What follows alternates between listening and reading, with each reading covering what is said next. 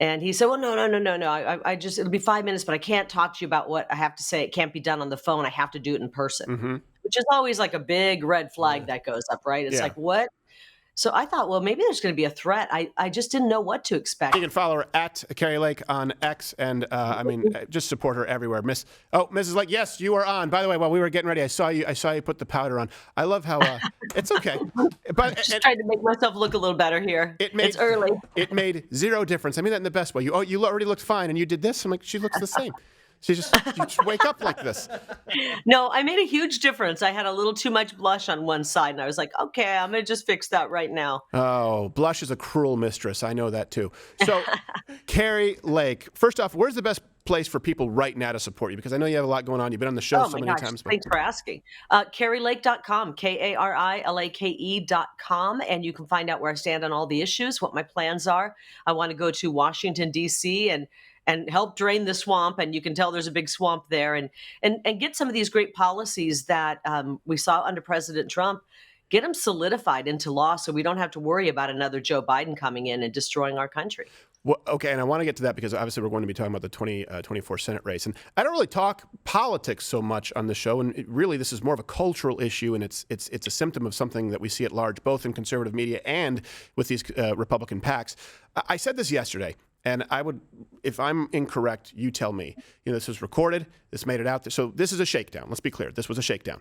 And often when people hear about a shakedown, as we just did yesterday with DeWit, who resigned, it's the last shakedown that someone was willing to possibly endure, and you had enough. I'm willing to bet this is not the first time something like this has happened or someone has approached you like this, correct? Not like that. That was kind of extra special, I guess you could say. I have had other things where you just go, wow, this is just a slimy, disgusting world. Politics is. I came from journalism, and that's pretty corrupt as well. It's propaganda. So I've had other things happen in politics where I just look at my husband or one of my team members and go, can you believe that? But this one, to be honest, I hadn't even re-listened to this since it happened. Something struck me this week. I just got the feels, and I went, I want to listen to that again. And I dug it out and I played it. We were at the dinner table, and I said, I just want to hear how that conversation went down again.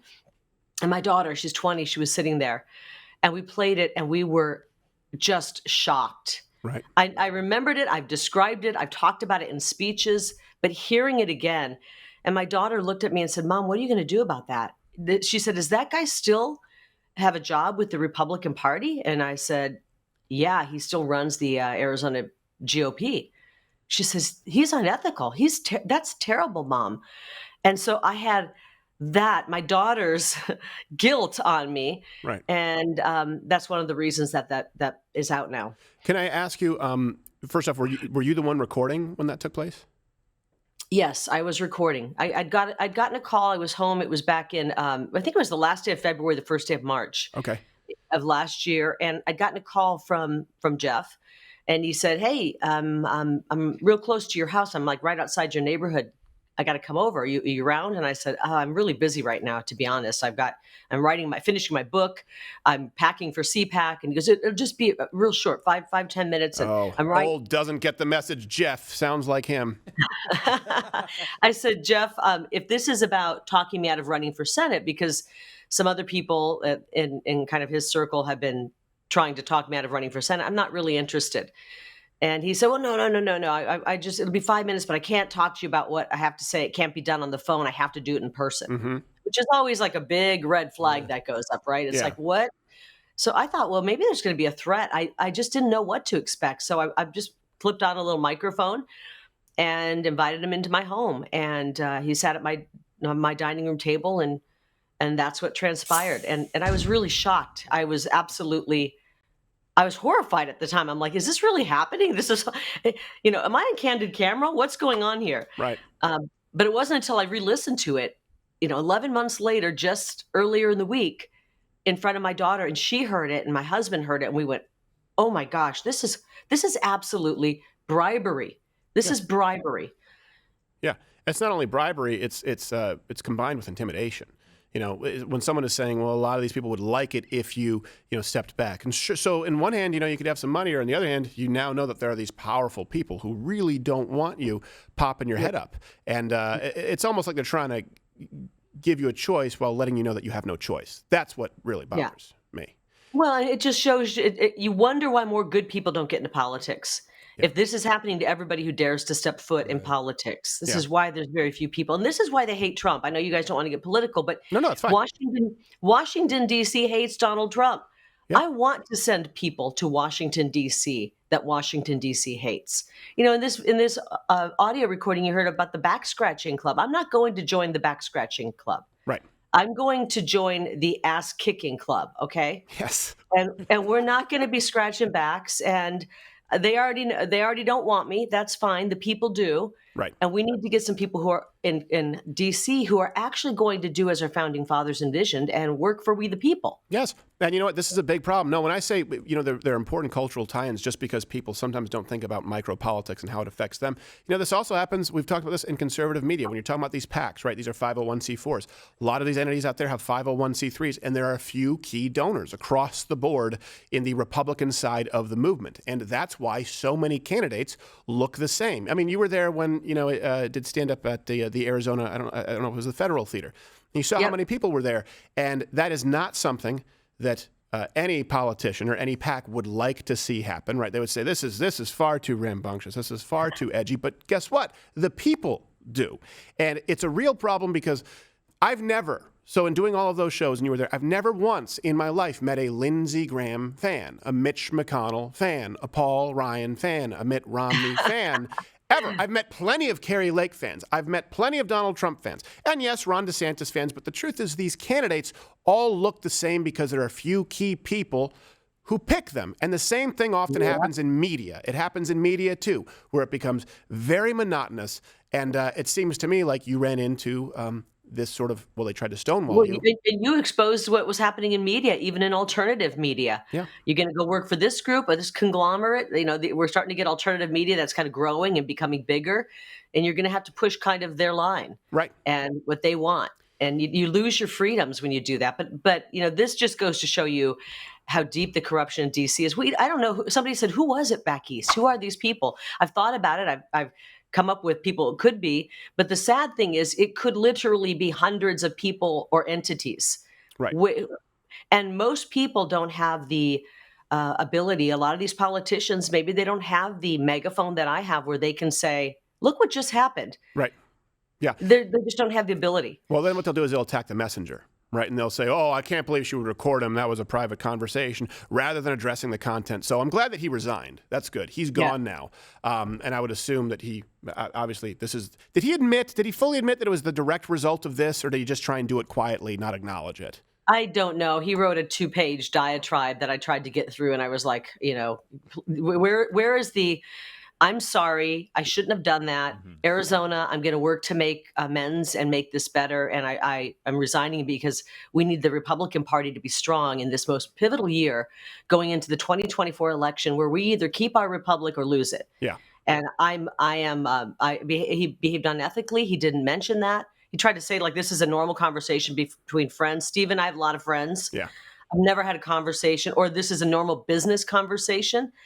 How many of you out there work for a business or run a business where this would be acceptable conversation? Yeah. Also, I'm willing to bet he's not a friend. That's something else they'll say, right? We're friends. I can't believe I'm willing to bet you and Jeff DeWit not friends. No. After this happened, I was shocked. It was like, oh my gosh, I can't believe it. And him acting like it didn't happen and just like, oh, hey, how you doing? I'm like, dude, do you not remember? Do you not remember that conversation at my dining room table? Get away from me. Yeah, I know. Plus, I think he's a wiener. All right, let me ask you this. What are your plans for the 2024? I know there's a Senate race. Obviously, we're talking about nationally. Yeah. A lot of people are talking about Donald Trump's VP pick. Your name has been thrown around. What are you thinking? What is Kari Lake going to be doing? I'm thinking about our country right now. It weighs very heavy on my heart. of how we get through this very tumultuous year, and if we can survive on the other side of it. And so I think the best place for me is the U.S. Senate, frankly. We got to get the U.S. Senate in the hands of the Republicans. We can't have Chuck Schumer in charge of the Senate and President Trump in the White House. We've got to have some backup for him there so he can get his judicial picks, his Supreme Court picks, his cabinet picks. And we have a great opportunity in Arizona to take back the Senate seat from a liberal who's sitting in that seat right now. So I think this is really a great opportunity. I think the country needs to make sure that we have a strong Senate. The Senate is very important, and I think that's a great fit for me. I see myself standing on the Senate floor on Inauguration Day in January of 2025 and working for the people. Standing on a Jeff DeWitt skin rug. That's a figurative. That's a joke, people. Okay, just to be clear. That'd be pretty slimy. I might slip and fall on that one. Like Home Alone Senate. And I know you're. Let me ask you one thing though, because some people say, obviously, with your last election, how confident are you that the election interference, the shenanigans that took place in the last election that you encountered, that those won't take place when you run for office again? Because you have a lot of people out there who I don't think they're being defeatists if they look at what happened with you. They look at what happened with Donald Trump and they go, yeah, but maybe it doesn't matter if we vote anyway because look at what they pulled. Well, this is why they don't like populists. They've been messing with elections forever. And when you get a populist on the ticket, like Donald Trump, if you get the two mamby-pambies like you described, and then the result is 51-49, you go, well, okay, they were both kind of Right. When you get a populist like Trump who's filling stadiums and the people are for him and they're flying Trump flags on their trucks, and they were doing the same with our race for governor, flying Kari Lake flags and showing up in huge numbers, then when they skew the election and mess with it, nobody believes it. That's why they hate populists. So we haven't fixed it. You're right. We haven't fixed it. And unfortunately, the people who've taken over our government here are a bunch of corrupt people as well. But we're making what we've done is we've educated the public as to what they're doing. So they got to come up with new ways each time. And I think they're worried about how they're going to cheat or rig the next election, because that's why they're trying to lock Trump up. That's why they're coming after me. Right. The people who ran the election, a government official, suing me now for defamation for exposing how they rigged our election. Right. Yeah. I mean, they want to silence us. They want to scare us. They want to make us penniless and destitute. And I'm not going to shut my mouth when there's wrongdoing in our country. So we're going to keep moving forward every day. We just pray to God, use us today the way you see fit. And we are all yours. And we want to help take this country back. Well, I appreciate it. I want less shutting of your mouth, but more of Nikki Haley's. Someone duct tape that shut. Kari Lake, thank you so much. We always love having you here. I know you have other things to go on to. Thank you for taking the time. All right. Thank you, Stephen. God bless you. Be well. This has been Kari Lake. Wow.